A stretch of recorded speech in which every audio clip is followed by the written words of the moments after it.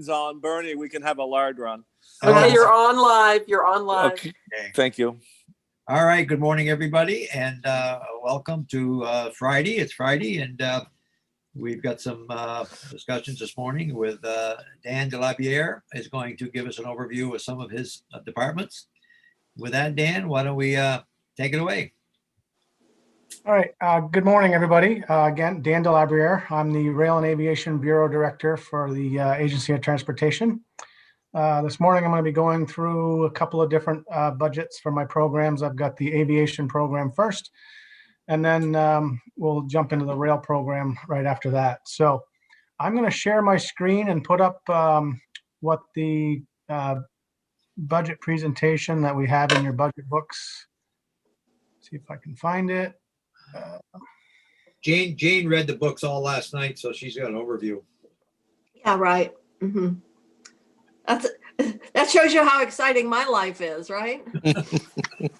All right. Can everybody see my screen? Yes. Mm-hmm. Yes. Okay. So step one, we got that part done. All right. So I'm going to sort of run down through this pretty quick. So just a real quick aviation, we've got 10 state airports that we own, and we also support we support the Burlington Airport with matching funds for some of their projects. So that's what's in this budget, and I'll just run through it just real quick. So starting at the top of the page, and all our projects, by the way, are listed by town. Sometimes I refer to airports by the airport name, like in Berlin, for instance, it's the Knapp Airport. So if anybody's confused about what airport I'm talking about, please stop me and I'll clarify what I'm talking about. So in Berlin, we're at the Knapp Airport, and some very, every year we kind of get into this because trees grow every year. So we definitely have obstructions that we have to look at every year. We have approach surfaces on each end of the runway, and we have to keep those runway surfaces clear. So this is an obstruction removal project. It was based on an obstruction study we did last year. And so now we're going to actually do the work. We have a master plan update. Now the master plan, we have to do this to receive. Dan, can I go back to number one? Sure. Why for obstruction removal, and you said you had a plan, would we have preliminary engineering of 100,000 for a project of 175? So there's actually going to be more than 75 in construction. That's just the first part of it. This project will probably span a couple of budget seasons. That's just the first chunk. So the preliminary engineering's for the entire project? Yes. Okay. All right. It just seemed like it was pretty high compared to the total of 175 there. Right. No, I don't have the total project cost, but this is just the first piece of the construction. There'll be, I don't know how much it's going to be. Usually obstruction removals cost, $200,000, $300,000, guessing. So that's still a lot of money for that. For 100. No, the problem with obstruction removal is you actually have to do a lot of survey work, because a lot of this is outside property we own. It's, it could be a quarter mile away from the airport or more. So we have to do a lot of deed research and survey work to figure out who owns the property.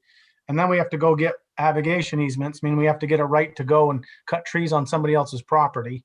So there is a lot of PE work for that, for sure. Okay. All right. All right. So master plan, this is just, this is a requirement from the FAA, and we have to do this at every airport. And you're going to see this kind of theme over several airports that I'm talking about, and it's sort of a continuing effort to keep our runways safe. So master plan, we have to do it a maximum of every 10 years. We have to have a plan. We can't go longer than 10 years. Abrogation easements and the environmental assessment, that kind of goes along with, the obstruction removal. First, we have to get the abrogation easement, so permission to go there. We have to check the environmental stuff. Are we, if we're going on someone else's property, even our property, we've got to make sure there's no, is there wetlands? Is there archaeological? Is all that stuff? We have to check all that. Moving down to Clarendon, that's our Rutland Airport. And again, we're actually at the end. Well, right now we're about 3/4 of the way through our master plan there, updating our master plan. So this will be kind of the final dollars just to finish that plan up. Snow removal equipment building. So we've been kind of going around on this the last couple of years where we thought we had a plan. Plan was the budget came in a little high, so we actually kind of went back to the drawing board on this snow removal equipment building addition. The real problem is we have this one big piece of equipment that the FAA funded, and it doesn't fit into our snow removal equipment building. We actually have to take it apart to put it in the building, and a lot of times. This is the one that we talked about last year and did not fund, just to. Yes, correct. Okay. We've kind of gone back to the drawing board. Last year, we didn't fund it because what we were trying to do was we were going to try to use an existing building that was in the district facility, which is right behind the airport. Yeah. Didn't quite work out. The building needed some things that we weren't anticipating, and the path to and from that building, we were anticipating being able to kind of change where they load salt into the trucks, because you cannot have, it's against FAA rules to have any salt on the runway. So we can't have this piece of equipment running through the salt loading zone. And anyway, long story short, didn't really end up the way we planned it. And we've got a different plan now for the SRE building to put a little addition on the back. So it's a little bit longer. We can back this piece of equipment in and it'll fit. Our suits, what this is we have in Rutland Airport, we have regularly scheduled service there. So we're required, as our Part 139 requirement for FAA, we're required to have fire response on the airfield. So we actually have to have our own turnout gear for, and what we do is we contract with the city of Rutland, but instead of them reporting to the city of Rutland fire station, they report directly to the airport where they already have fire suits, and we actually own a fire truck there. Next one is the TSA grant that just goes along with commercial service. We're required to have TSA. Moving up to Coventry, this is an obstruction study on, so we did a big runway construction on the main runway. This is the second runway. This is the crosswind runway, and we're doing an obstruction study there because we can visually see there's a bunch of trees there that have grown up. Coventry, that's an international airport, isn't it, Mr. Engel? Well, yeah, it is. Yes, sir. Okay, just want to know, yeah. It's a great airport. Yep. So that's the obstruction study. As part of the first runway construction project, we have a permit that requires us to do vegetation maintenance. So that's what that line is. So moving down to Highgate. So Highgate and Springfield are probably the next two airports that we're going to do, some bigger projects on.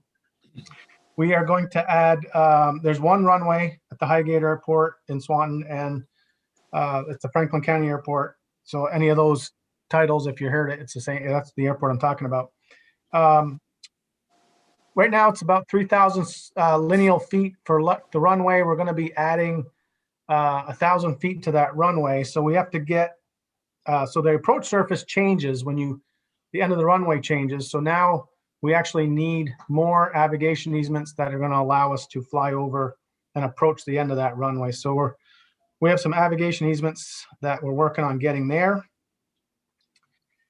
The runway, the 1,000 foot that I'm talking about, and the main runway, we've broken that project up into 3 different line items in the budget. 600 feet, which the FAA is going to participate in funding. The main runway that exists now, reconstruction, which the FAA is going to fund at 100%. And then there's the 401 feet that is going to be all state funds to equal the additional 1,000 feet. And the reason why we've broken it up into 3 is because there's sort of 3 different funding buckets here. There's the 600 foot, which is our regular airport funding that is matched at a different percentage. It's 90-10, and then we've got the runway construction project, which is funded at 100% federal, and then we've got the 400 feet, which is funded at 100% state funds. So that's why there's 3 line items there, but it's one project that's going to add 1,000 feet to the runway, and it's going to take the runway, which is currently 60 feet wide, and make it 75 feet wide. And why this is important is getting to 4,000 feet is what's going to allow for more charter service come in there, because right now at 3,000 feet, can't really get a charter service in there like we do at Knapp and Northeast Kingdom and Stowe. Those airports get a significant amount of charter service, and Franklin does not, but we are seeing the need for it. People are asking for it. So there's definitely a need to make that runway longer and wider. So that's what those projects are. Middlebury, this is actually kind of a leftover of the Middlebury runway construction project. There's some obstructions that did not get removed on the north end that we're still working on there. And master plan update, just again, we have to be in compliance with the FAA there. And the vegetation monitoring is a continual permit that we have to monitor from the existing runway project that happened a couple of years ago. I thought there was a lot of complaints there at one time, Dan. Wasn't there in Middlebury, the folks were complaining about the airport there, or is that any better or any worse? We have some very engaged abutting owners there. And they, we try to keep them informed as best we can about what we're doing. But yeah, there's some neighbors that that are very active. Okay. Yeah. Senator Mausam. Yes, Senator Chittenden. So, Mr. Delabriere, I'm going to get it right sooner or later. I'm going to call you Oh, Dan. that was great. Okay. Just call me Dan. Yeah. On the Highgate topics, I'm just trying to connect what I'm seeing here with what Secretary Flynn presented regarding the million or so bucks for the improvements to the Highgate Airport. I don't see this tallying $1 million. How are those separate or related? Yeah, I'm going to get to that. That's actually further down. That's actually further down in my budget, and I'll explain that when I get there, if that's okay with you. Sure. Yeah. All right. So last year, we were talking about doing the expansion to the Morrisville Stowe Airport. Right now, it's 36, almost 3,700 feet of runway, and we are doing a 250-foot addition to each end of that runway to get it to 4,200 feet total asphalt. That project got delayed because of COVID. The electrical contractor that was going to do that wasn't allowed to come into the state. Not allowed, but they couldn't make the COVID rules work with the project because they needed to come in for a day or two and then leave. And so the quarantine stuff didn't really work out. But that's okay because we also had a second project, which is the parallel taxiway and fuel farm. So what we did was we put that project out to bid. Now we're going to combine and we're going to only do sort of one shutdown of that airport this spring and summer, as opposed to 2 consecutive years. So we've got a runway safety area project. That's the 250 feet on each end I was talking about. And we've got a parallel taxiway project that's happening there. And the parallel taxiway that I'm talking about goes right through, has to go. There's no other place to put the parallel taxiway. It goes right through the fuel farm that exists there now. It's underground. So we've got to move the fuel farm and put in a new fuel farm because you can't move those really. And then, we're going to build all that as one project now, which is going to happen this summer. So that's what those are. South Burlington, this is our standard match to their project. We've kind of capped that at $500,000. So we do this every year to match the. Would you, when you get a chance, explain the Burlington Airport, what our involvement is and what it is? And it's been a discussion over the years because some of us have felt that the state doesn't have a lot to say about that, but I guess we don't because it's just direct funding from the federal government direct. It's always been my one of my concerns is that Burlington operates it, but yet it's in South Burlington, and yet South Burlington has very little to say about it. But give us an example of why does Burlington what involvement do we have? Well, I mean, first of all, it's our largest commercial airport in the state. So as a transportation agency, we do, monitor and make sure that, we see what's going on there. We're involved a little bit, but financially, the reason why we're involved is, so there's an FAA rule that basically says if you generate income at an airport, you have to take that income and you have to reinvest it back into the airport. And so the state does acquire, fuel tax from fuel sales that they do sell at the Burlington Airport. So it varies up and down, but $500,000 certainly is close to, or a little more probably. We don't figure this out every year to the dollar and give them exactly the dollar amount of the tax, but we are in the ballpark with $500,000. I think we used to give them $1 million. I think our committee cut it to $500,000. So the amount is closer to the actual required amount now than it was before. We were giving them more than we were required to before.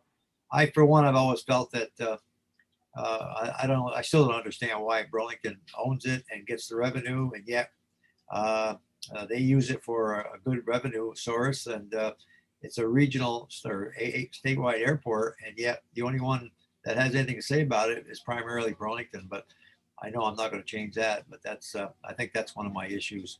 Senator Chittenden, you might add something to this. I really appreciate you raising this, Senator Mazza. So, Dan, I serve on the South Burlington City Council, and the thing that's kept me up most nights is this airport. I fully support the Burlington International Airport, and I want to see it thrive, but I've really struggled with the governance over it because the city of Burlington is making all the decisions, especially when it comes to priorities. For example, sound monitoring. I think we can all agree that if there's a lot of noise, let's put in $100,000 worth of sound monitoring, but it's been a twisting arms to try to get that to happen.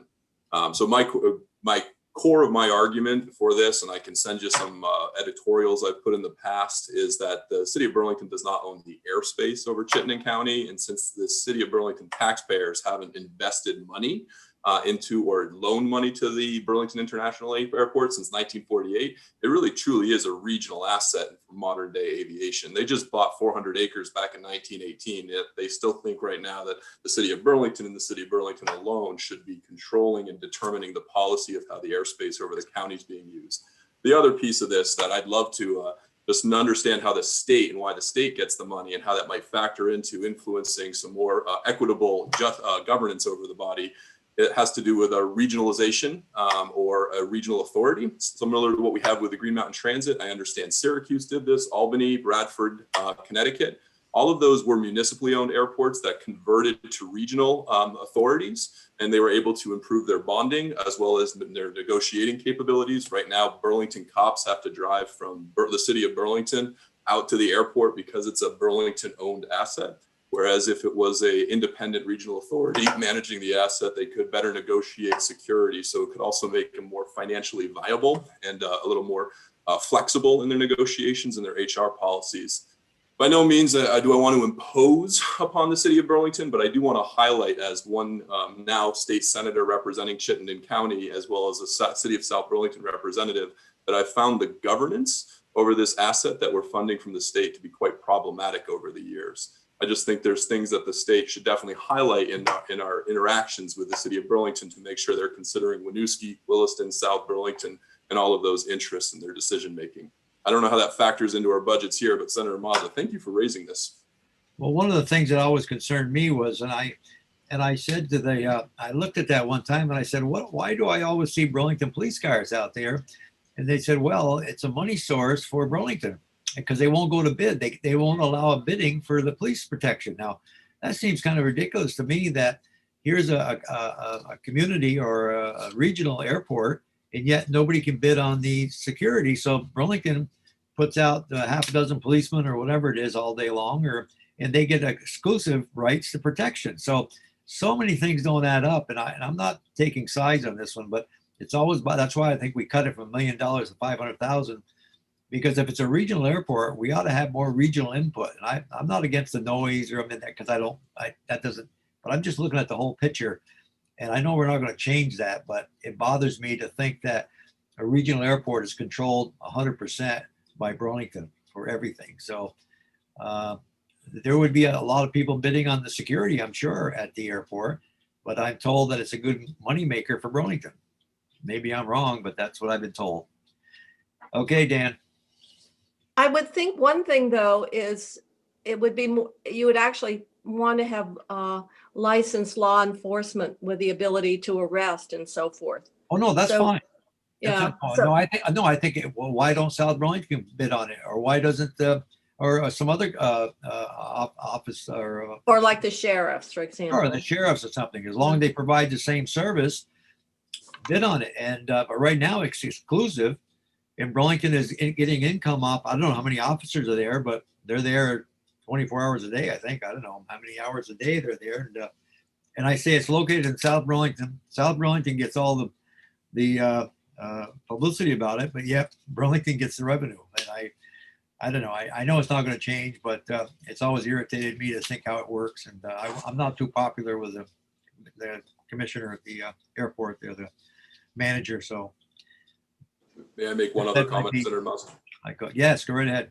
So I really appreciate it. I wasn't expecting to talk about this today, but this is definitely something that I'd love to hear more thoughts from Dan as to how the state and the federal funds that flow through the state can possibly factor into this. But I just want to highlight the governance over that asset has changed multiple times over the years. Back in the 80s, when Mayor Bernard Sanders was proposing some social programs that we wanted to draw revenues from the airport, that's when the state actually got involved, and a very interesting report was generated and actually recommended to regionalize the governance of the asset. In the end, that didn't happen, and instead the Airport Commission was created, as well as the Enterprise Fund, thus now treating the airport as a department of the city of Burlington.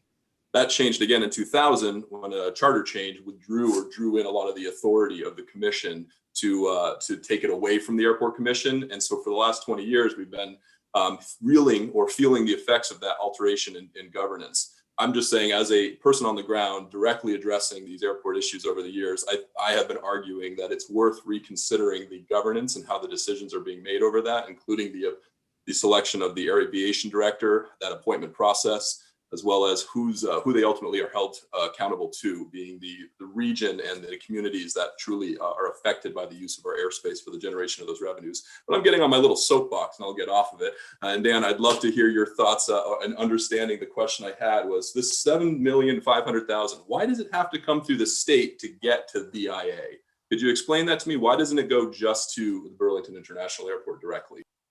Well, it does. It doesn't come through us, really. I mean, this is, so they're a municipality that owns the airport. So they apply directly to the FAA for their funding. But when the FAA kind of shows their funding, they show it by state as a total. And they show this portion of the amount for the Burlington International Airport. They kind of show it here, although it doesn't really come to us. It shows as a federal share to the state of Vermont. So, because all the other federal shares that you see on the airports that we own, it tallies up for the total FAA total that comes to the state. So that's kind of why it's shown in here. But we don't receive it and pass it on to them. We don't have any real authority over the money that comes through. We apply for these federal grants just like the city of Burlington applies for them directly to the FAA. If that makes sense. And as far as the other topics, I don't know that VTrans is going to take a side on any of that. You're right in the fact that the FAA is the one that controls the airspace. We do not control it. The state doesn't control the airspace either. So, all right, moving on. Springfield. This was the next. I was talking about this earlier. This is the airport that we're going to do a big project on there. The Springfield Airport has the second longest runway in the state. After Can you move it up? Can you move it up so we can see it? Oh, sorry. Yep, you're right. I need to apologize. There we go. Okay, good. There we go. Apologize for that. I sometimes forget I'm running the screen here.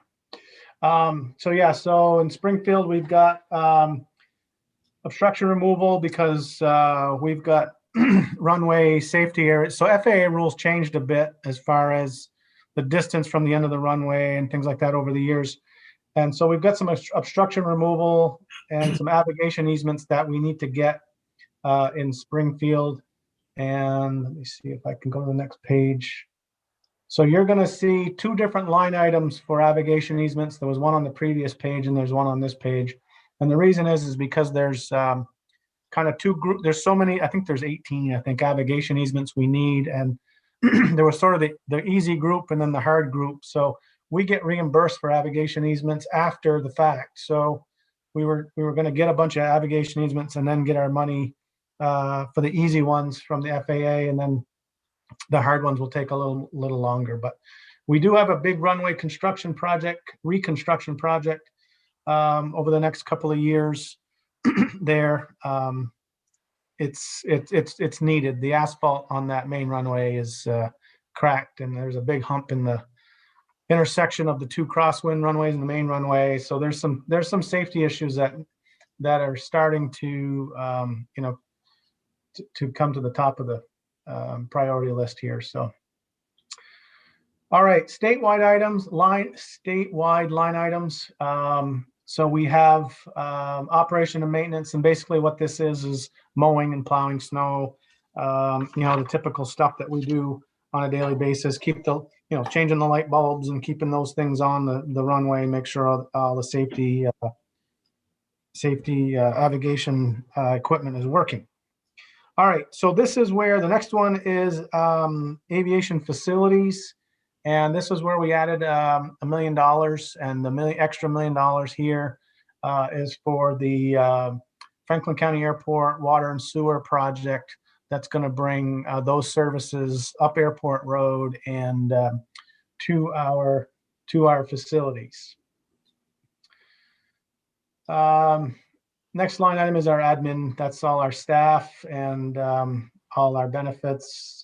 Next one is Civil Air Patrol, and this is a grant.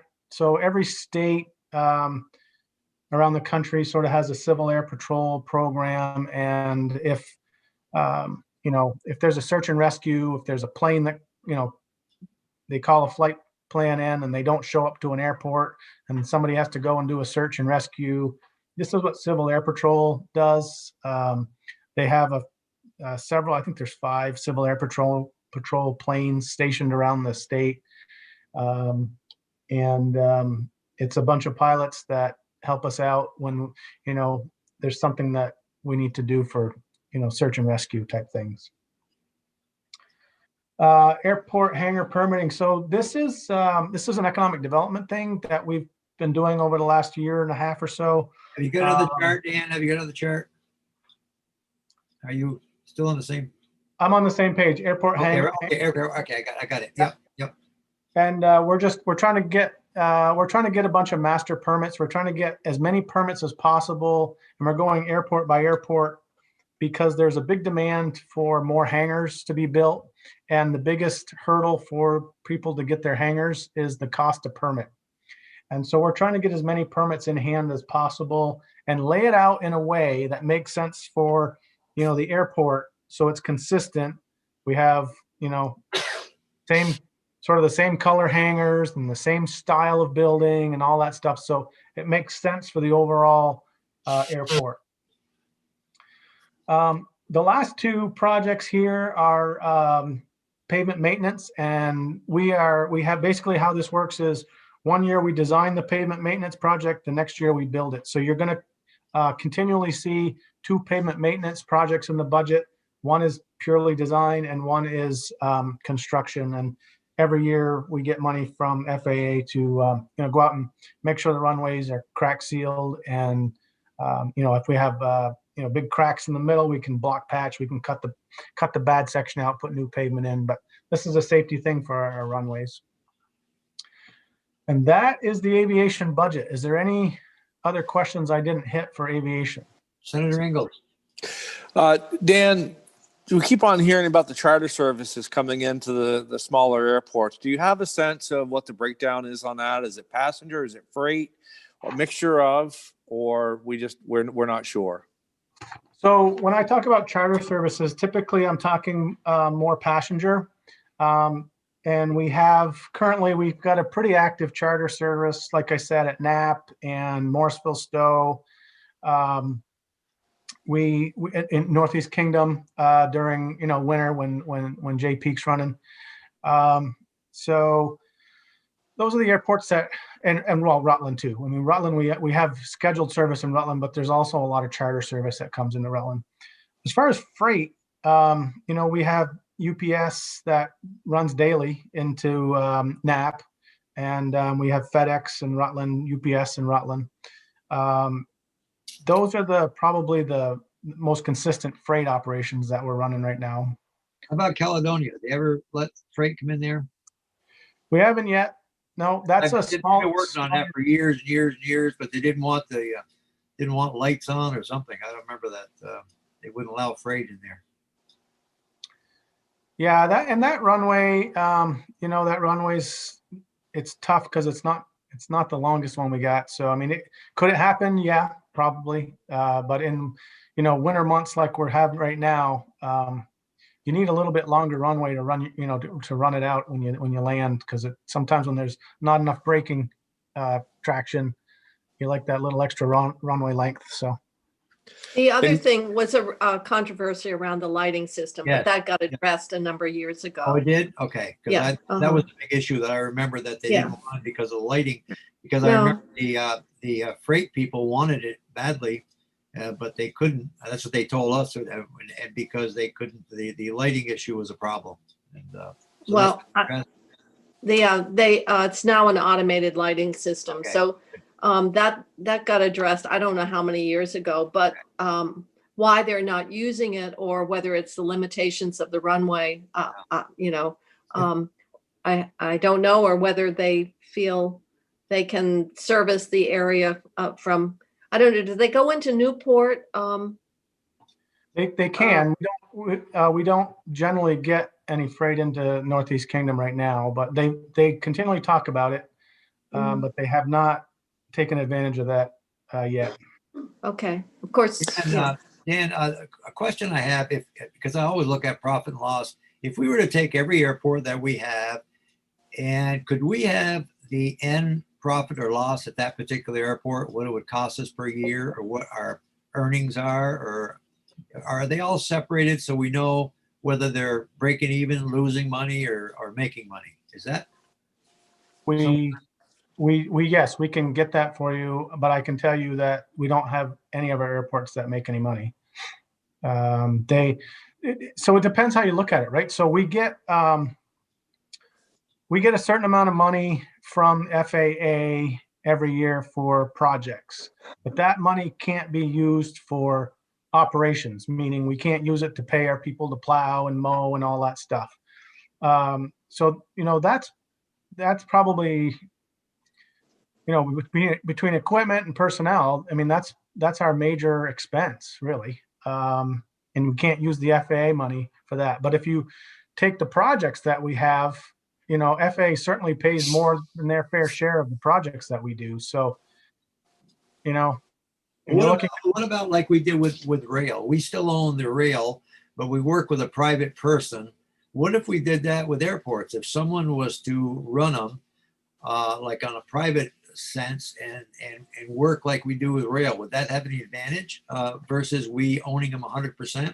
Would there be more enterprise future if someone privately ran them? Is that? You mean Well- lease out the operation? Yeah, somehow would that be a benefit? I don't know. I'm just throwing this out for discussion because I've always wondered why we're in the airport business. We get out of the rail business, but yet we have a relationship with rail. And I just wondered if private enterprise was involved in the airports, could they do more or less, and we get a piece of the action? I don't know. I'm always puzzled by that. No, But, so we are. Dan, don't we have operators for? Yeah, so I was just going to say that, Senator Kitchell. We are doing that already, Senator Mazza. We have what's called fixed base operators. We have FBOs at our airports. They run the daily service. We lease terminals and hangars that we own to the FBOs. They pay us a lease rate for that. So we are getting revenue, although not enough to pay for everything, but we are getting revenue from, hangar leases, FBO leases, fuel sales that the FBO sells. So we are getting revenue.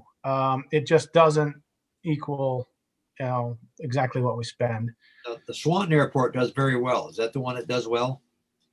Rutland airports are Well, yeah, Rutland would be, that would be ahead, but Swanton has always been the one. I always heard there's a lot of action up there, and I don't know. I haven't been up there, but the reason why Swanton or Franklin County Airport does well is because it has the most hangars out of all of our state-owned airports. that's what I So thought. we do get a lot of hangar revenue out of those airports, and that's kind of why we're trying to do this master permitting effort for hangars, because if we can get more hangars built, we can generate more revenue. I see.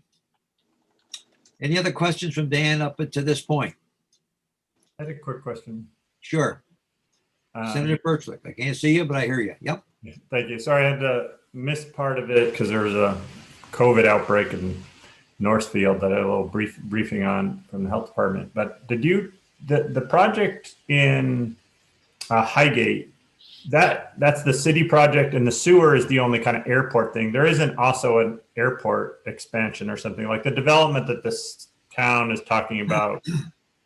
You don't see that as some kind of potential that helps the airport, like maybe with that commercial development, more freight would come in or something like that. It's really just that we get the sewers hooked up to the buildings.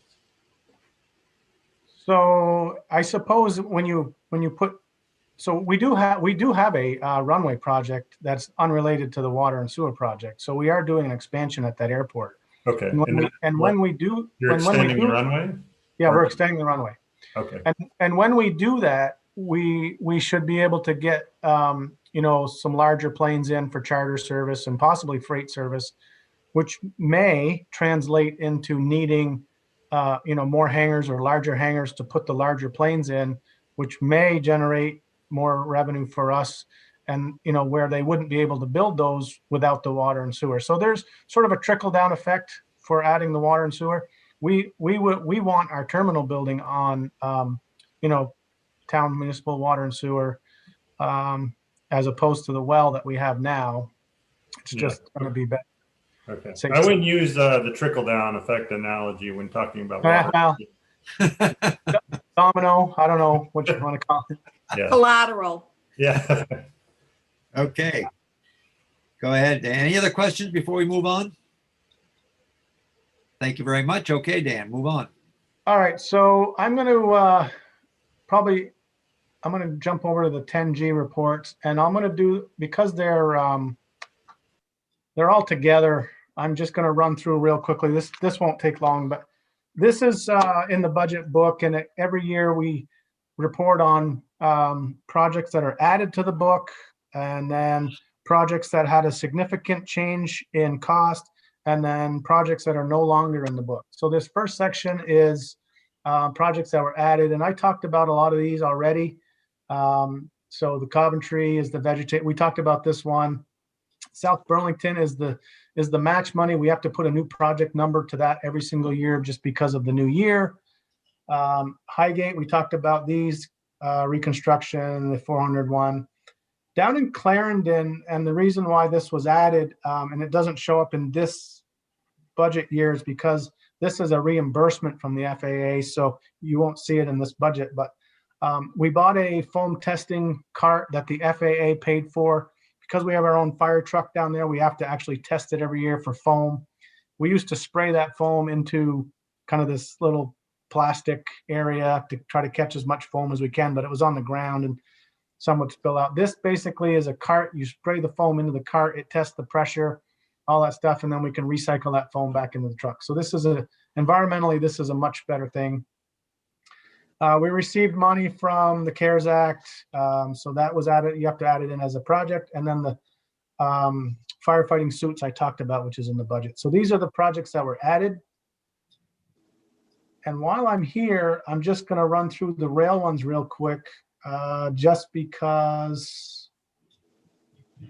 Did I go by it? Wait, rail right there. Yeah.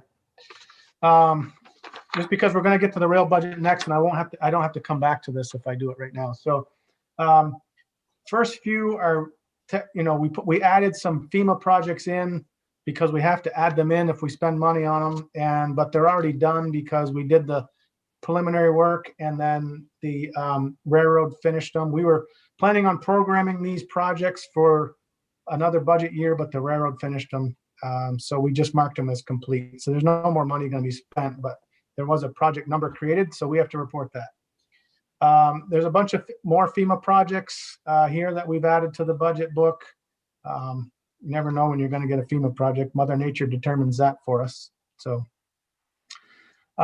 Burlington, there's a bunch of Burlington projects, and I'm going to talk about that when I get to my rail budget. But improving Maple Street, this all has to do with bringing Amtrak into Burlington. Next page here.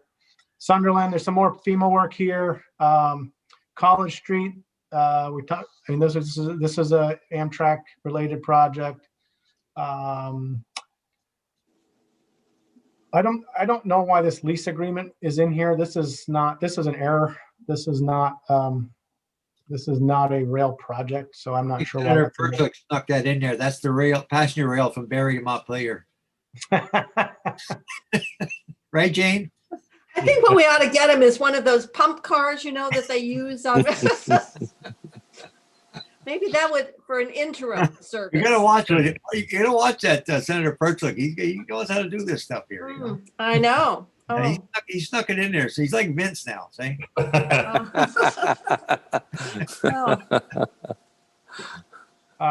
So yeah, quickly moving on, we've got construct a siding. This is for where Amtrak's going to come in and sit overnight in Burlington. And because we have to add that siding, we got to realign La Valley Lane, which is right next to the yard in Burlington. We broke out the final piece of surfacing. This is the Tiger 7 money, and we broke it out into a separate project for surfacing. So it's literally the same project, but we did sort of a sub project, so that's why it shows up in here. And then a couple of crossings, Pittsford, Whipple Hollow Road, and in Burlington on the New England Central line, we have an improved Intervale Road crossing because that's in bad shape. So these are the new projects that are going to show up in the budget book this year. Senator Mazza. Yes, Senator Chittenden. So Dan, I feel like I should know this from the presentations from last week, but it's not clear in my mind. You're talking about Amtrak coming into Burlington. So right now there is no Amtrak service in Burlington, and this is going to enable it. Is that what you're saying? Correct. Amtrak right now does not come into Burlington. It terminates right now in Rutland. Okay. And we're gonna bring it, and cause it stops at and it stays overnight right at the station in Rutland. Now we're gonna bring it into Burlington. And instead of, we need a place to put it. So that's why we're going to have a new siding. And We started this project many years ago with Howard Dean and with the silent crossings. And I can't wait for have a passenger rail from Burlington to New York City. It'll be about 6.5 hours.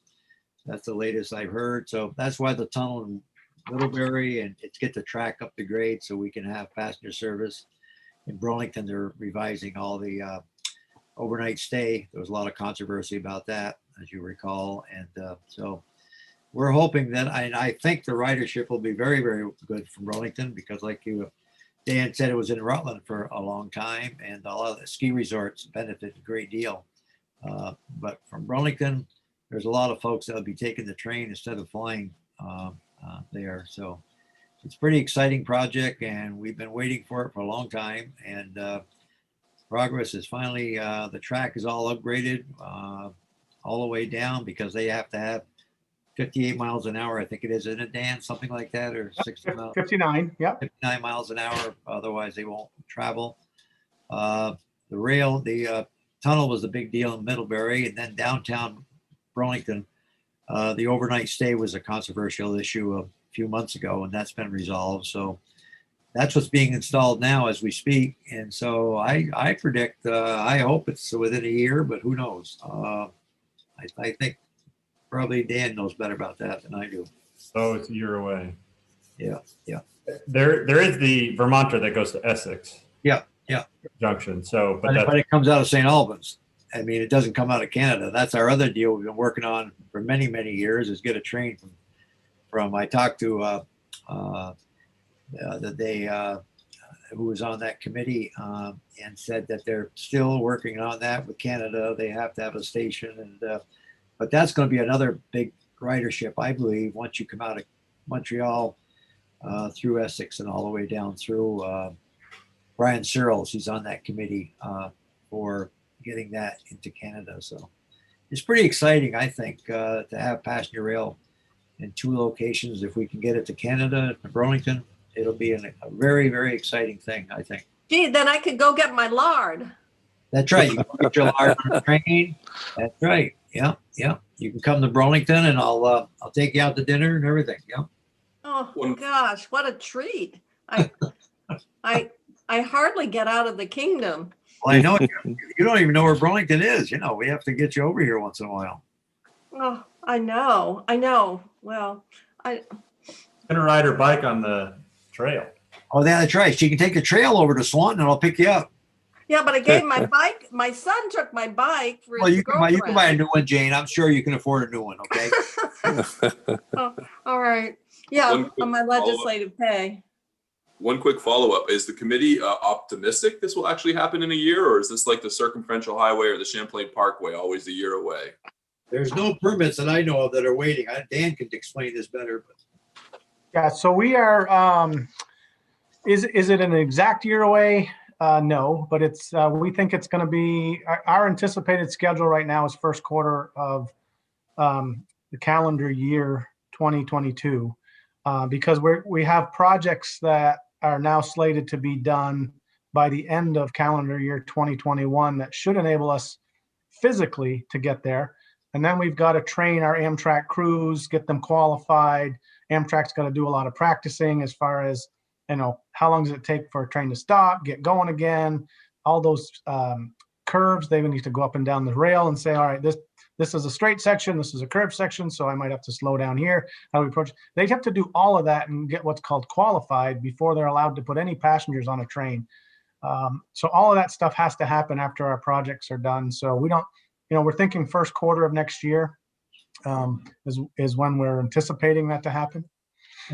Dan, sorry, yep, right ahead. Dan, do you have to, or does the city of Burlington have to change their bike path with the changes where the train will be overnighting? Do I remember Yeah. other kind of work that's related? Yeah, and when I go through my rail budget, I'm going to talk about that a little bit. But yeah, so what we did was we have a Burlington platform that needs to be built. And we have combined our platform project with the city of Burlington's bike path project so that when we bid it out, one contractor, it's such a tight space that you couldn't have, it would be very difficult to have multiple contractors working in the same space. So we have combined the projects, and I'll show you that. It's in a line item in my budget. So I'll show that to you when I get there. And I'll just really quickly finish up these 10G reports, and so we can move on to that or take a break. So Last comment real quick. I just really hope we invite our new president to christen the new Burlington Amtrak service because he loves Amtrak. he is That's a fan- true. He is a fan of Amtrak. Yeah. So this next page is projects that either have reached the $8 million mark or have had over a 100% increase in budget that was in the book. Some of these, so I'm on rail. There were none of those, no projects were in aviation that fell into those categories, but in rail we had a few. And the first one is the King Street crossing, and it was merely a scope change. We added lights. We've tweaked this project because the rails had to move. The bike path affected it. There's been several things that changed the scope of this project, and that's why the budget changed. The replacing of 2 switches. This was just a bad estimate in the beginning. This was an estimate that was put into the Tiger grant about 5 years ago when we did the application, and it was just merely wrong. So anyway, this is the updated price of what it actually costs, and it's covered in the Tiger 7 grant. It's not. Tell everyone what the Tiger grant is. So when the feds put out a notice of funding, they generally give a title to it. Is it transportation, and there's a name to it anyway. There's a 5 words. Basically, it just says this is a transportation, federal transportation grant opportunity that we have to apply for. It's a competitive grant. It's not something that you just get. So we're competing with other states all across the country, and Tiger 7 is what the money that we used to upgrade all that infrastructure in between Rutland and Burlington. So all the track and the platforms, some crossings, those types of things. And I'll get into some of that when I get into my budget, and how we use some of that Tiger funding. This is the final budget year that you'll see any Tiger 7 funding, because the obligation ends December 31st of 2021. So, and we'll have all those, like I said, we're on schedule to get all those projects done.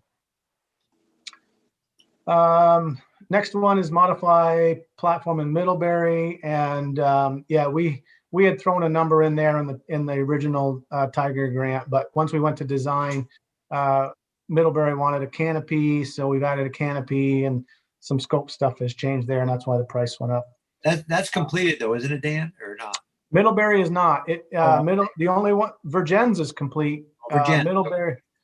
Middlebury, we had to wait for the tunnel project to be done. Basically, the rail piece of the tunnel project had to be done before we could do the platform, because the elevation of the rail through that section actually dropped. So we have to set the platform elevation to the existing rail. So we had to wait for that project to be done before we could build the platform. Where will the train stop? Virgins, Middlebury, Shelburne, or where will it? No.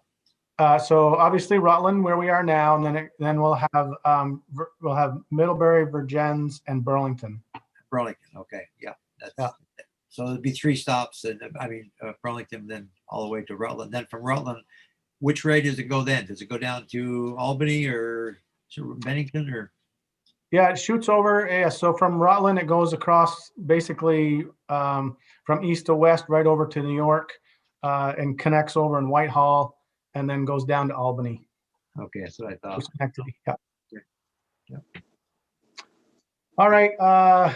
This next project is the Route 2 crossing in Montpelier, where we did the runaround track, and we've changed that crossing several times, and now we've realigned the track a bit to keep it straighter. Anyway, long story short, the scope changed on that project from just a simple repaving project to a full-blown reconstruction of the side of that crossing. So it changed in price significantly, because we changed the scope.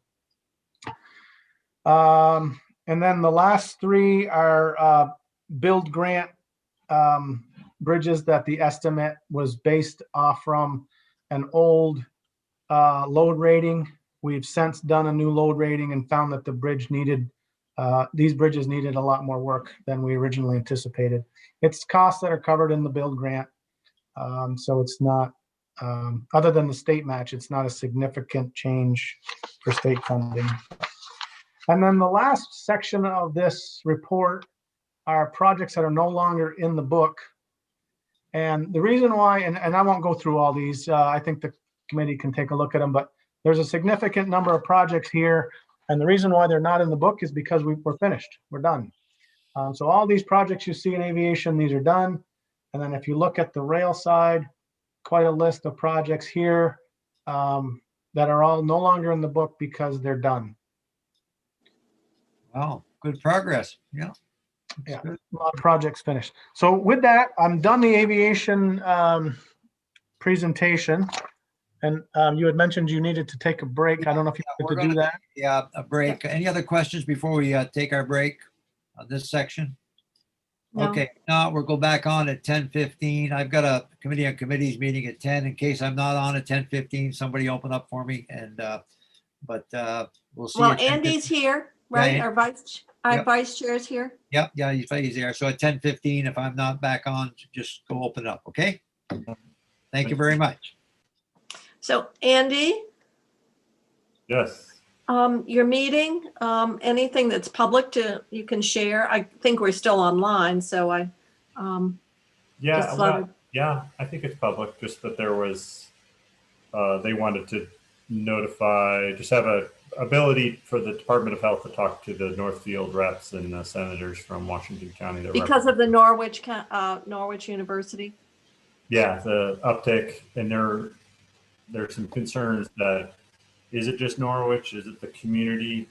And so I didn't hear the whole briefing, but basically they wanted us to know about what they're doing and how they're working with the school and trying to figure out, is it because students came from away?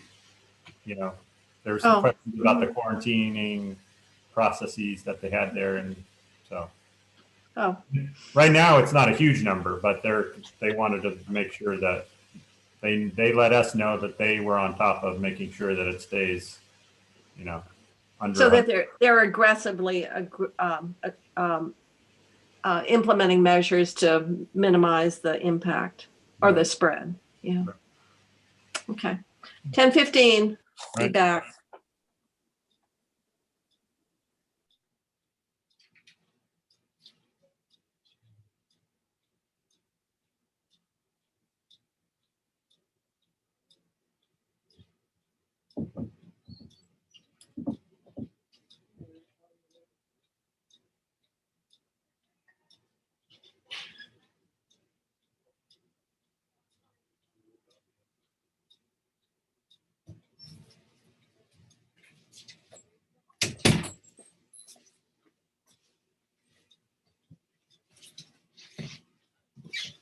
Okay.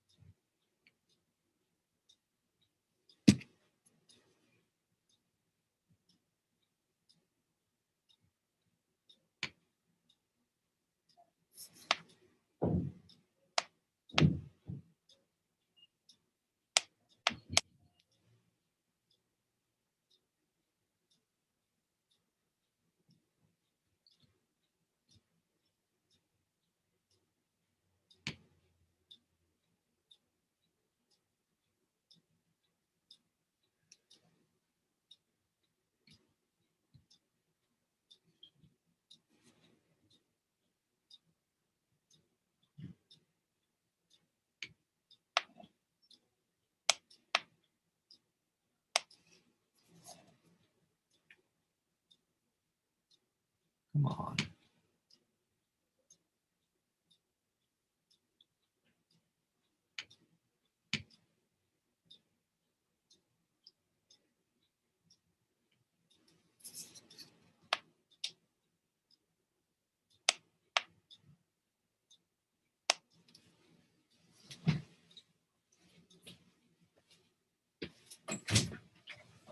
Joe?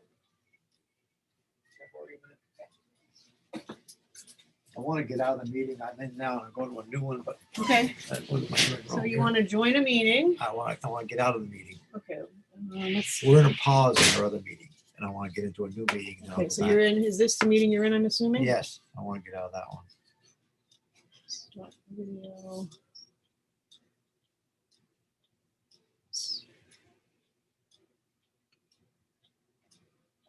It's not really making you leave the meeting.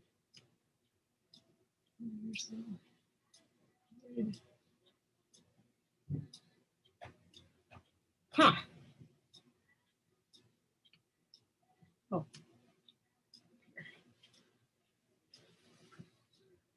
That's you. Then I'll join back after I get out. I don't honestly know. Try shutting it off.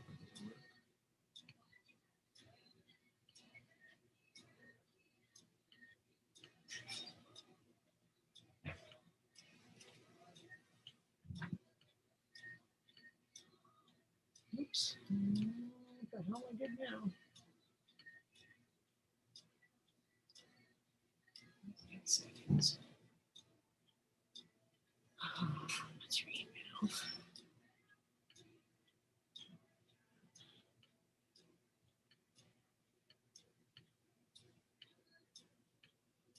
Okay, back to where we started.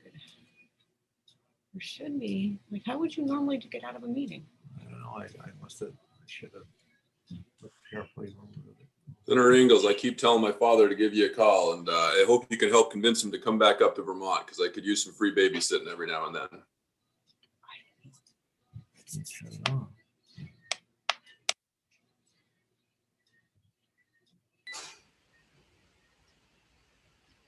Anybody know how I can get out of this meeting? Yeah, you don't have a leave button down in the lower right corner? No. Oh, here's your video right here. Okay, Hold on. Leave. There. Okay, he'll see you later. thanks. Okay.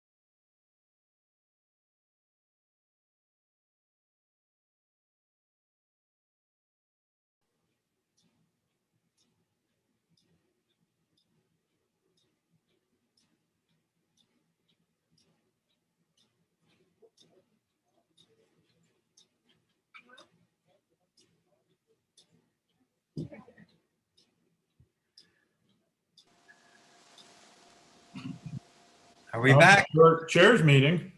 Okay, we're back. We're back, we're still live, and Dan will need to share his. Hold on. No. Oh, yeah. So Dan, can you share your screen again and then you're all set.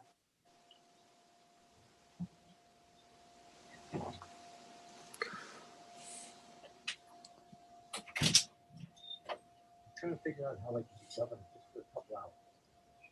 I wouldn't want it. Stay away. Okay, can you guys see my screen? Yes, we can. I can. Yep. Okay. All right. Well, thank you. We'll continue moving on and go right to the rail budget. This is a fairly long budget, and I probably won't hit every line item in here. If there's something specific you guys want me to talk about, please stop me and I'd be happy to. But the overview here is this is a largely a bridge heavy budget, a lot of bridge projects here. And the reason for that is we received a build grant. So build is it's a federal funded program, meaning better utilizing investments to leverage development. That's so, and I also looked up Tiger because that bothered me. I didn't know what it meant, but transportation investment generating economic recovery. That's what Tiger stands for.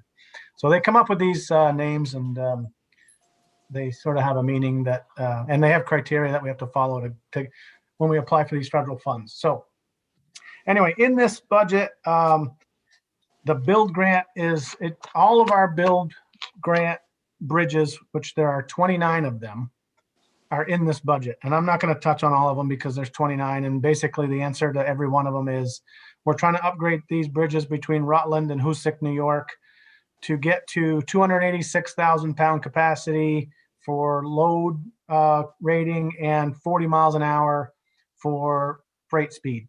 Because this is essentially a freight railroad from Rutland down to Hoosick. So I won't touch on all the build projects, but I'll point them out if you'd like. So our first project on the top, this is Route 78 and up in Alburg, and this is a fairly large construction project there. The surface, if anybody's ridden over that, the rubber panels are coming out. We need to put concrete panels there, and it's kind of turning into a mess, and that's why we're going to replace that. I want to jump down to, because the next group are build bridges. Barnett is not, but those are just starting in design. Jump down to the Burlington projects here and discuss that, because this is probably a main focus of this budget. Dan, if it's okay, Senator Mazza. Yes. If you skip over the Barry, I can't remember where we left our favorite trestle bridge in Barry City that Representative Anthony is concerned about. Yes. Was V-Trans going to do a study? I can't remember. What? Yeah, so that's Bridge 308, and yeah, that serves a couple of customers, mainly granite importers. And so we are on our planning section. They're going to take on doing a sort of little planning study on what's the best alternative there. Is it to repair, remove, and based on real flood data and things like that. So yeah, we have no construction plan in this budget for Bridge 308. Okay, so it's a study. And on my favorite little railroad, the Barry Montpelier track, just remind me, it's listed in there as a subsidy because basically they bid on it, and then because they have to upkeep it, we give them some money, but if they make enough money, we kind of get that back. Is that the deal? Why it's listed as a subsidy in there? Essentially. So every year since they have operated it, that railroad was in pretty bad shape when we went into a operating agreement with Washington County Railroad, and there was really no business left on it. They've built it to, have several customers on there now, which is really good. And not making any promises, but it appears that this might be the first year that we actually get money back on that line and not have to pay this subsidy. That's sort of the forecast for the year, and it's based on actual revenue, so you never know. But with the amount of granite that's coming off the hill, it appears to be a year where that subsidy and revenue come together to hopefully get to zero for us. So That'd be great. or make money. But That'd be great. Maybe they could use that extra money to get rid of that one extra car that's sitting there off the tracks. I have news on that. We can talk offline. Okay, thank you. So yeah, I want to get Being jump down delivered to your doorstep, Andy. Well, yeah, the railroad doesn't own it. So anyway, we'll talk. So the Burlington project. So there's a bunch of them here. There's Burlington Platte, College Street crossing. There's the King and Maple Street crossing. And then there's replace switches, construct siding for Amtrak, realign LaValley Lane. So I'm going to talk just generally about that entire project. And what that is starting at College Street, going down, we have to realign the track, push it over towards the east, get it close to the platform, new platform location, build a new platform, come back down in through King Street. The tracks have to, again, move west a bit. And then we go from King down to Maple, and we're actually adding a siding where the Amtrak train will come through King Street, go through a switch, go into a siding into the yard, and we have to add a new siding there and essentially move LaValley Lane, slide that to the west. And essentially the access into the Burlington sewer plant is going to be slid west a little bit. This whole project is, we're coordinating a lot of this stuff between VTrans and the city of Burlington. So when I look at, say, for instance, the College Street crossing, you'll see sort of in this column right here, it's under other, there's $820,000 there. That's a contribution for that part of the project from, that's the city of Burlington's contribution. So that is, so VTrans and FHWA isn't paying the full boat on the money there, because there's some pipes that need to be moved. There's parts of the bike path that need to be rearranged there. So I just wanted to point out in that line, and if you're looking at that, what is the other? The other is the actual city contribution for that piece of the construction. That's downtown Burlington in that area. It should, go pretty quickly, but there's a lot going on with these projects this coming summer, and it's gonna, this whole area right here, that this construction project in, the success of that really is the hinge on, whether we're on time for Amtrak next spring. Hopefully, we think we've got everything lined up. We, this has been a lot of effort, coordination between Burlington and VTrans and some abutting landowners. It's been quite complicated, put it that way. So that's a big focus of this budget, and that'll be this coming summer. So, and see, moving on, I'm going to move down to kind of the next page and hit on another platform project that I wanted to highlight, and that is in Hartford. So we own the White River Junction Station. So that's this project here. We own the White River Junction Station where Amtrak currently stops, and we have a ADA issue there where the platform is a little bit too low, and also the platform is also starting to show some wear, and the asphalt's cracked and things, so it's not level anymore.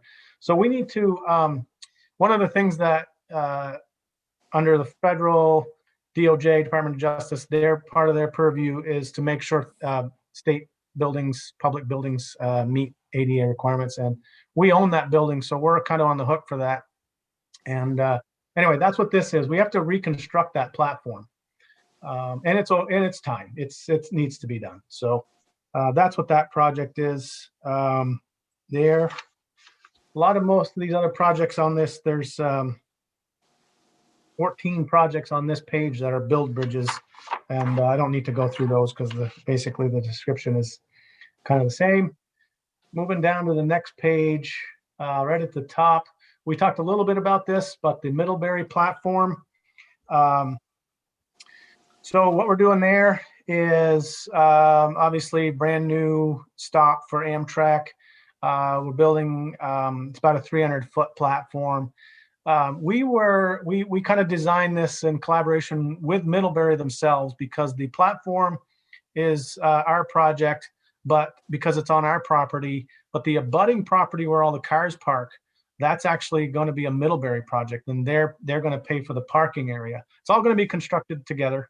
But we had a VTrans and Middlebury kind of had a committee put together to make sure all the stuff lined up and where, we basically worked with them on where they wanted the platform because there were several options in Middlebury, and it's going to be directly across from the old station that was in Middlebury, which is kind of directly across from Fire and Ice, if anybody knows where that is in Middlebury. But it's in walking distance basically to downtown. It's a walking distance for the college kids, and it's right in downtown Middlebury. So good location. There will not be a building there. It's basically going to be a platform and a canopy and then parking. So that's what that platform project will be in Middlebury. People buy their ticket. Can they buy their ticket in Middlebury, or how do they buy if they want to get on in Middlebury? They just go online and do all that? Yeah, so just like we do it now, and we've been doing it for years. You can either go, on your computer, and you can get print out a piece of paper that says you have a ticket. Or what most people are doing now is they'll just take their phone, go on the Amtrak website, they'll get a ticket, and then they have a barcode that shows up on their phone. And when they get on the train, the conductor comes and scans their phone, and it shows that barcode. And that's how basically that's the technology of today. That's kind of how it all works. The old we used to have many stations around the country had the old ticket machines where you could just walk up and punch in a ticket, and Amtrak's taken a lot of those away because people aren't using them anymore. How can I bring my rotary phone on the train? No, it's gonna be hard, isn't it? Great. Jane, how are we going to take our rotary phone on there? I don't know. I don't know. I'm sorry. Yeah, you have to print your ticket out. I know. I know. Okay. Dan, is there a way? 5-1, huh? Remember 5-1, ring 1-2?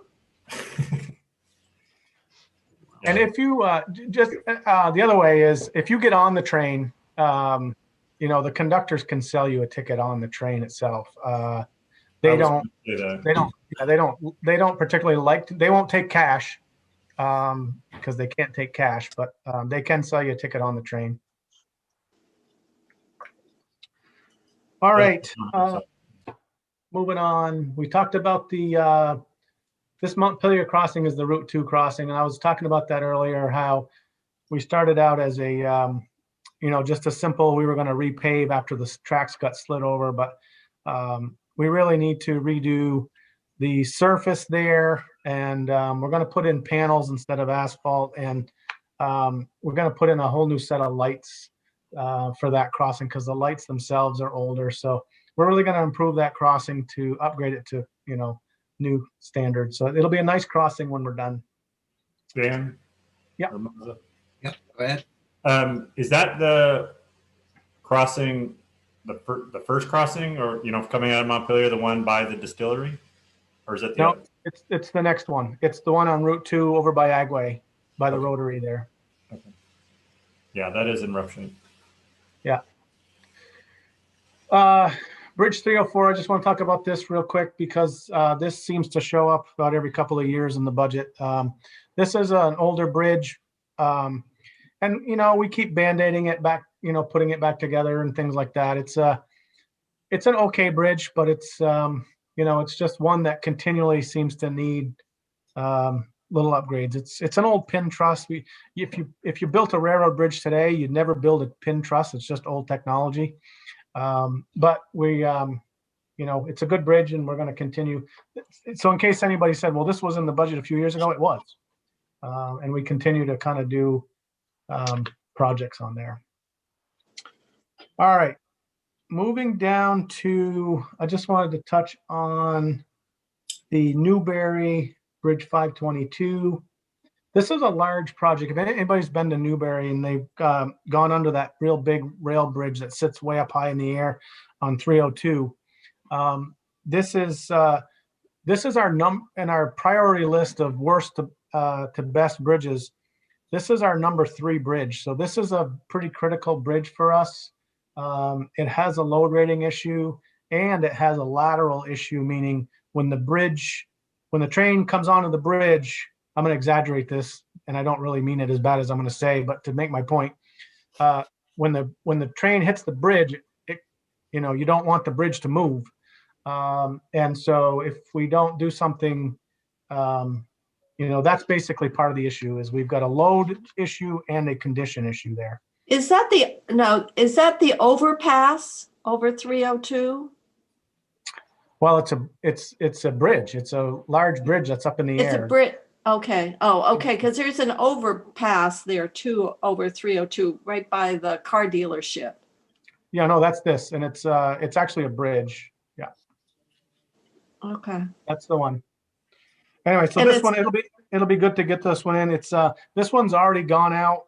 We have it's out to bid. So this one will start this spring and it'll go hopefully get done by the end of the fall. So. All right, moving down, I want to talk about the Pittsburgh add siding. So right now, this is part of the Tiger 7 project to get Amtrak to Burlington. And what we're doing here is we're adding a siding, a passing siding. So the freight cars that come down off the hill in Amia, right now what happens is they come down off the hill and they get onto the main line and then they sort the cars out at the bottom of the hill. Either fulls go on one siding or empty cars, they pull them off another siding. And the reason why we need an additional siding is Amtrak will not allow us to have any other trains on the main line that could potentially be a collision point for Amtrak. So what we have to do is we have to add a siding here to, when those trains come down off the hill, they'll stay on the siding and then they'll push the empties and fulls onto those other sidings. And then Amtrak can cruise right by and not interfere at all with this freight. So that's what this is. It's a critical siding for Amtrak to come through Pittsburgh. The Rutland, okay, so this Rutland Burlington, I had mentioned back in the 10G reports that we added a line item here for Rutland Burlington. This is kind of the final money for the Tiger 7 grant. And what we have to do, kind of our very last thing we have to do after we do all these other projects, the sidings, the platforms and all that stuff, is we have to do what's called surfacing. We have to go from Burlington all the way to Rutland. We have to take the big machine with the laser on it and we have to go down and we have to make all the tracks nice and perfectly straight and smooth.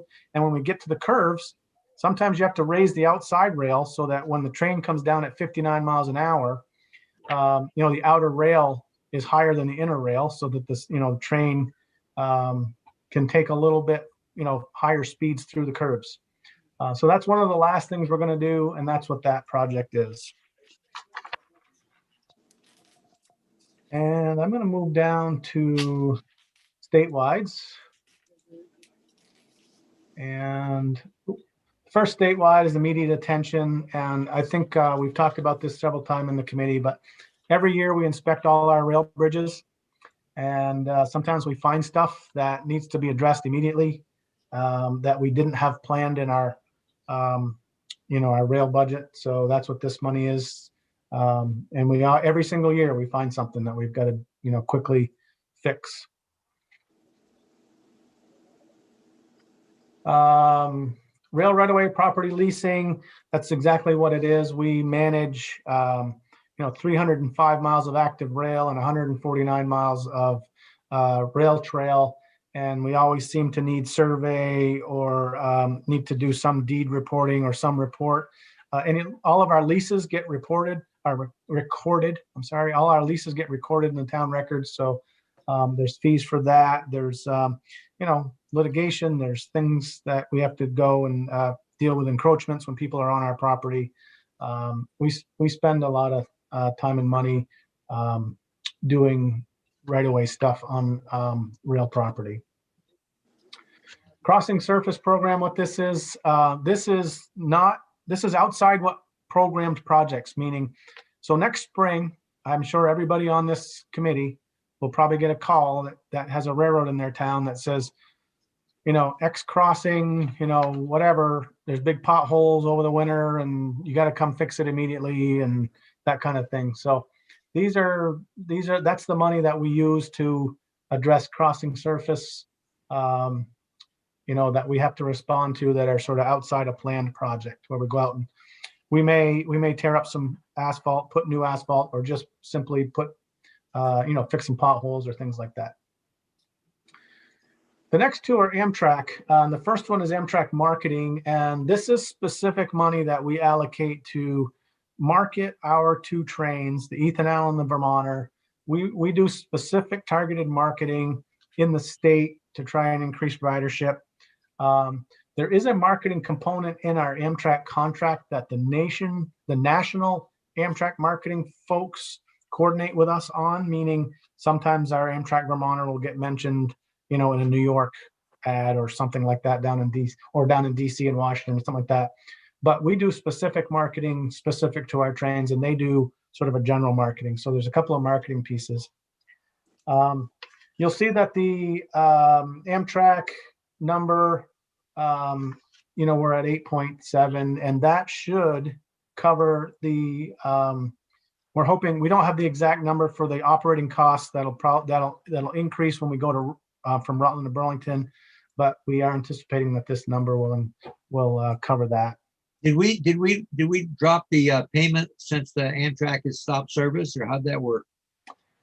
So we have to pay, there's some overhead costs that just aren't gonna, they don't go away, that, we agreed to pay for, while we're suspended. But essentially, our normal, right now, and we pay actual. So our actual bill every month it's not an exact number, but when the trains are running, we're typically running somewhere around, 650,000 plus, or around that. That's an average per month. And, but right now we're not running. So we're not paying for fuel. We're not paying for, all the crew costs. We're not paying for, some of the things that we would normally pay for. So right now we're paying, again, it's not an exact number, but we're paying about 200 grand a month right now. So. Little saving there, yeah. Yes, Senator Purchase. Dan, am I right that it's not usually federal money? Like we have $7 million of federal funds going to this? Yes. Yeah. Thank you, Senator Purchase. I actually meant to say that. So we have the opportunity here to use some. We've never done this. This is the we might have started this past year, but there's some CMAQ money, which is congestion mitigation federal funds. Basically, it's to reduce people using their cars and tries to get them primarily to use buses and public transportation and things like that. So we have converted much of our state funds over to federal, which are the CMAQ funds for this budget year. So yes, you're correct in saying you're seeing it different this year. Yes. Great. Next is our admin. Those are our staff. Three-way program. This has been a pretty good program for us. And what this does is this is sort of an economic development line item where if a customer, either an existing customer or a new customer, would like to upgrade their, say, siding or ability to increase their shipping or receiving on the railroad, we'll partner with them and we'll pay a third, and the railroad will pay a third, and the business will pay a third to increase or upgrade the rail infrastructure that goes to their business. And this has been a pretty good program. You know, there's been a lot of businesses that have taken advantage of this, and it's worked out pretty well. The cross tie program, I kind of go through this every year. We've got ties in the ground that are 60, 70 years old. And obviously the wooden ties, they just don't last they shouldn't be that old. And that's sort of the base for these, at the train. That's what holds up the train. So we have a tie program. This is a safety thing. And it's been a good thing. Operation Lifesaver. So we fund a nonprofit that does railroad safety across the state, Operation Lifesaver, and things like media or trinkets or things like that. When they go around to schools, they hand out pencils and other things like that, and sometimes they'll do public. They'll do commercial, or they'll do certain things to promote safety to the public. They'll also do like truck driver trainings, bus driver trainings. Like I said, they go to schools for driver's ed, things like that to promote safety around railroads. Railroad right-of-way maintenance. So we own some stations, and we need to pay for the lights and the heat and any a roof or a window or something like that needs to be done to maintain those buildings. So that's what that line is. Rail trail maintenance is specific to, we have 4 rail trails. We have the BB Spur, we have D&H Rail Trail down Southwest, and the Missisquoi Valley and Lamoille Valley Rail Trail. And primarily this is, we mow them a couple times a year. We have contractors that do that. How long is the Missisquoi trail? That's a really good question. Off the top of my head, I don't know the exact mileage. Well, and that would connect, will it at some point connect to the LVRT? Well, it does. It actually, there's a junction right in right. Is it Sheldon? In Sheldon, yeah. Yeah, They intersect in Sheldon, yeah. Yeah, okay. All right, section 130 is, we have to report that to FHWA every year. It's basically all our crossings. Like I said in my preview that, all 422 crossings in the state have to be inspected every year, and then we have to generate a report, and that's what that means. Bridge inspection. So this number has been cut in half from last year, and the reason is we've consolidated our bridge inspection this year, and you might hear Pam Thurber's group. We've moved a couple of rail employees over to her group to consolidate the bridge inspection. Now our costs, we still have costs for getting on the railroad and their snooper truck and our other equipment. So we still have to, we still have a line item here to fund that stuff. But we have cut this in half from last year if you looked at last year's number. Bridge load rating, we still have to do these every year. We own bridges. We have to know how much they can hold. So that's what that is. And then bridge maintenance, well, sometimes we want to do some preventative maintenance. And this has been a pretty good program for us too. We try to go out and clean stuff off the abutments and things like that to extend the life of the old bridges that we have. So I think that's really the highlights of the rail budget. Again, it's primarily build bridges. There's 42 total bridge projects in this budget. 29 of those are build bridges. So that's the increasing the load capacity and speed from Rutland down to Hoosick. So, What portion, we pay a portion like Vermont Railway pays for the tracks, and we pay for bridges. I know it's kind of a split deal, right? Yeah, so what we're responsible for, so there's actually 214 active railroad bridges. We pay for and are responsible for 172 of them. So VRS does the balance, and so anything that needs to be done to those 172 bridges, that's VTrans. We inspect them, we do projects on them. We do not generally do maintenance on, say, the ballast or the rails or things like that. We do upgrade projects on that. So when we convert it over to like continuously welded rails, say, for instance, between Rutland and Burlington, that's an upgrade. So that would fall on us as opposed to a maintenance cost from Vermont Railway. Culverts are generally Vermont Railway, although if there's a FEMA disaster where it gets damaged, we can jump in and do some work on that. Does that answer your question? Yeah, thank you. Questions, anyone? Now, in Missisquoi, 26 miles. 26. Okay, thank you. Yeah, Liz just looked it up. Well, when you get your bicycle, Jane, you can try it. Yeah, right. I'd have to bring a supply of oxygen. All right. Is there anything else that I can answer for you guys? I certainly, if you looked at the budget and you have other questions, I'll certainly be happy to come back. But those were the highlights. Well, good overview. Any questions from anyone? Okay, well, thank you very much, Dan. Appreciate it. All right. Thank you very much. Okay, thank you. Liz, is that it, or we have others? Well, we don't have anything else. Okay. This was well, we supposed got a to little be break before we go 2 on the floor. hours. Okay. Anything else the committee wants to discuss at this time before we take a break before we go on the floor? No, but I'll say, Dan, again, that I'm planning to go out and do drives this summer to all these bridges. So I'll have better questions next year if I'm lucky enough to be on transportation again. All 200 and some bridges, Senator Chittenden?